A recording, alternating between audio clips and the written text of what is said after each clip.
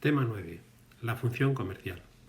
El tema comienza con el punto 9.1, mercados y clasificación, continúa con el punto 9.2, segmentación de mercados, y concluye con investigación de mercados. Pasemos pues a analizarlo. Punto 9.1, mercados, clasificación. Definimos el mercado como el conjunto de actividades de compra-venta de un producto o servicio entre compradores y vendedores. Podemos clasificarlo en base a 4 variables. Primero, en función del número de oferentes y demandantes. Segundo, tipo de bien. Tercero, tipo de comprador del producto. Y cuarto, según la posibilidad de expansión. Pasemos pues al primer análisis. Si hablamos del número de oferentes y demandantes, podemos distinguir un mercado de competencia perfecta y un mercado de competencia imperfecta. En este caso, que es realmente los que existen en la realidad, podemos observar que hay el monopolio, el oligopolio y la competencia monopolística. Pasemos primero a hablar de la competencia perfecta. Sus características son: se considera que el producto es homogéneo, no puede haber ni diferencia real ni aparente.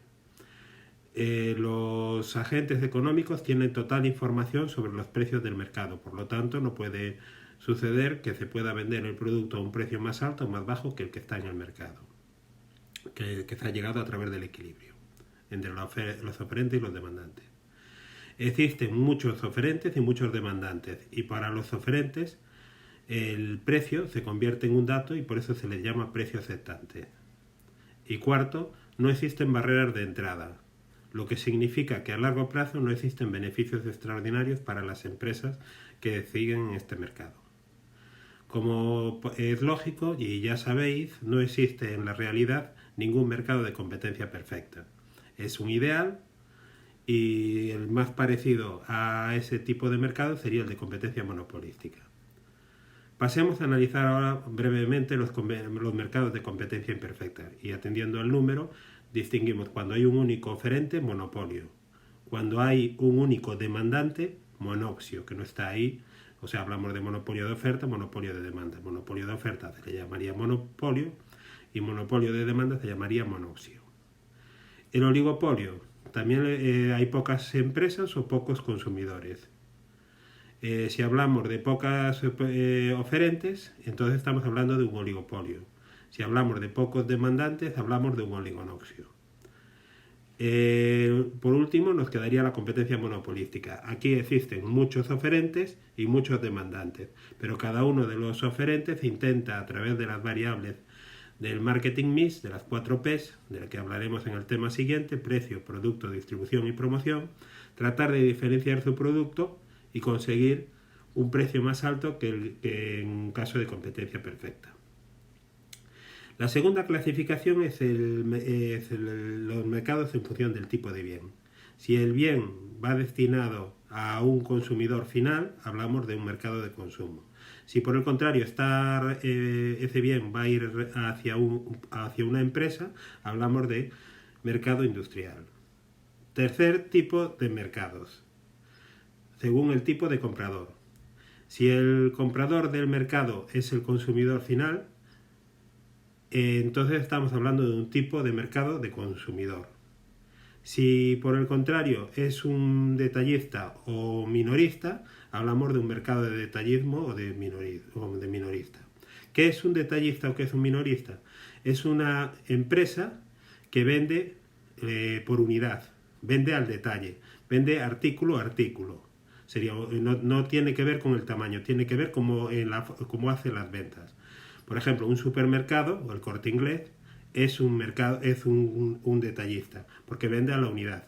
Un supermercado, como el Gadit, es un detallista. Una tienda de barrio es un detallista. Pasemos por último al mercado mayorista. Ese sería cuando la fábrica vende directamente a una empresa que se dedica a su vez a vender a detallistas.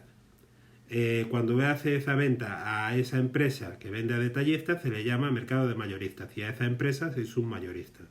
Sería, por ejemplo, un Cash Record que hay a la salida de Vilagarcía, por ejemplo. 4. Según la posibilidad de expansión. Según la posibilidad de expansión distinguimos los mercados actuales y en este contexto tenemos que hablar de la cuota de mercado, que serían las ventas de nuestra empresa partido las ventas totales de ese mercado. Consecuentemente nosotros podemos tener una cuota de ese mercado, sería nuestro mercado actual. Mercado potencial sería el mercado actual más si hacemos una labor efectiva, eficiente, eficaz de marketing, podemos conseguir una cantidad de clientes y va a depender de nuestra labor. Y luego estaría el mercado tendencial, que no tiene que ver con nuestra labor, es el mercado que surge como consecuencia de la evolución del entorno. Evolución del entorno. Pasamos a la pregunta, al epígrafe 9.2. Segmentación de mercados. ¿Qué es segmentar un mercado? Es dividir al conjunto del mercado, al conjunto de clientes o consumidores, en grupos homogéneos. El objetivo básicamente se reduce a dos ideas: buscar satisfacer mejor a los consumidores y buscar incrementar los beneficios de las empresas. Para clasificar distinguimos entre criterios y atributos o variables.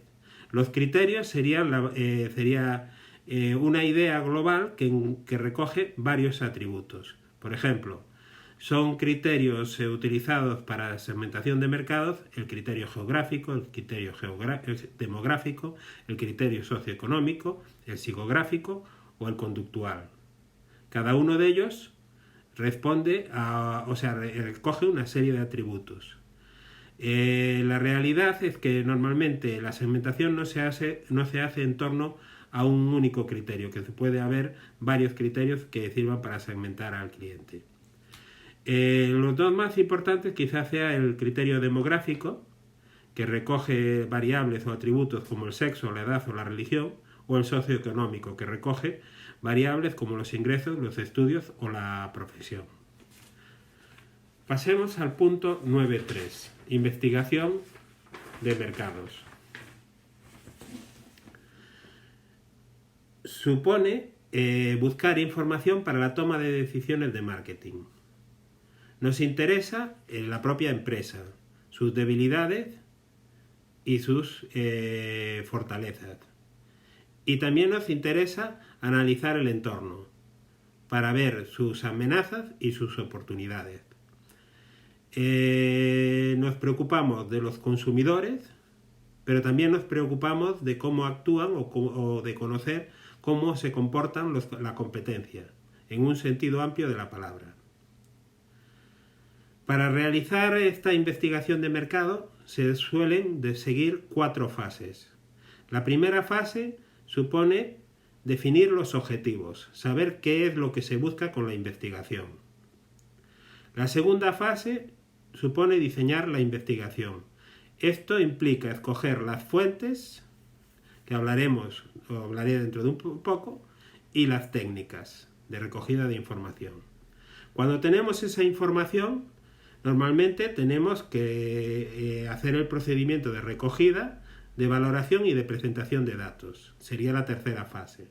Y la cuarta fase supone analizar esa información y darle forma a través de un informe, que suele contener 2 partes bien diferenciadas. El sumario, que es un breve resumen de lo que se concluye de esa investigación, y la memoria técnica, que nos dice el procedimiento que se ha seguido para llevar a cabo dicha investigación.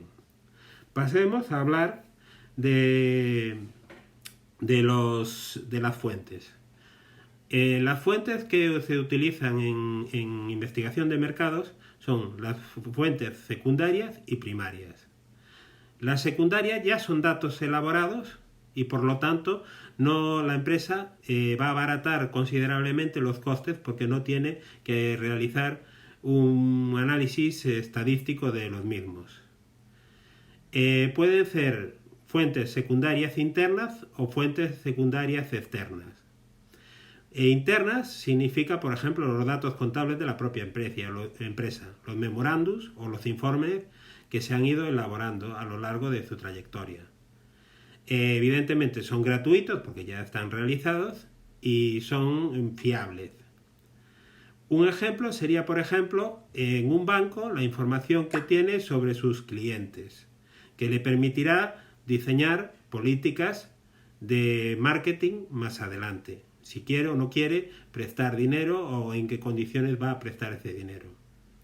Y luego están las secundarias externas, que surgen de informes publicados por organismos públicos o privados de forma gratuita o pagada, pero que puede no ser fiable, puede tener errores o puede tener desviaciones o sesgos malintencionados, en cuyo caso la empresa tendrá que revisar.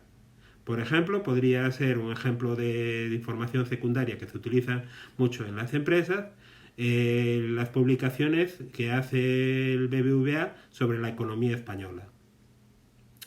Luego nos quedan las fuentes primarias, que para analizarlas se clasifican según las técnicas que se utilizan para trabajar esas fuentes primarias. Puede haber dos tipos de técnicas, las cualitativas o las cuantitativas. Las cualitativas son, por ejemplo, la entrevista en profundidad, la entrevista o reunión en grupo, la pseudocompra o compra simulada, las técnicas proyectivas o las técnicas de observación. Todas ellas son teóricamente más simples que las cuantitativas, no permiten un tratamiento de la información a través de la estadística, pero proporcionan una información muy válida, que aunque se le critica que es un tanto subjetiva porque depende de la interpretación del analista, evidentemente es de gran utilidad. Por ejemplo, pongamos un ejemplo, para el diseño estético de un producto. Si queremos diseñar un producto nuevo, es importante observar, por ejemplo, a través de la pseudocompra, cómo actúan los potenciales clientes ante el nuevo diseño o la nueva posibilidad.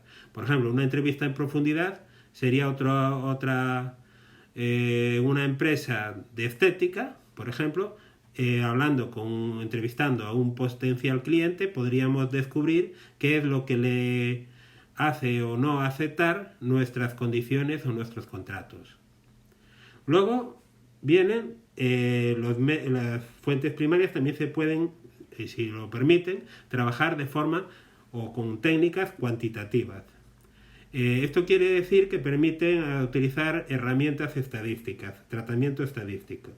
Serían básicamente la encuesta, el panel de consumidores y también admitiría la observación. La más importante es la encuesta. La encuesta se basa en un cuestionario.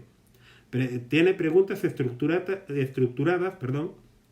que permite un tratamiento estadístico y proporciona unos datos que se pueden contrastar. Además, el análisis o la interpretación es más objetiva, ya que en teoría debería dar la misma interpretación a una persona, a un investigador, que a otro investigador. La media, la mediana, la moda, la varianza son procedimientos estadísticos y otros que no vamos a hablar, desviaciones, que son considerados objetivos.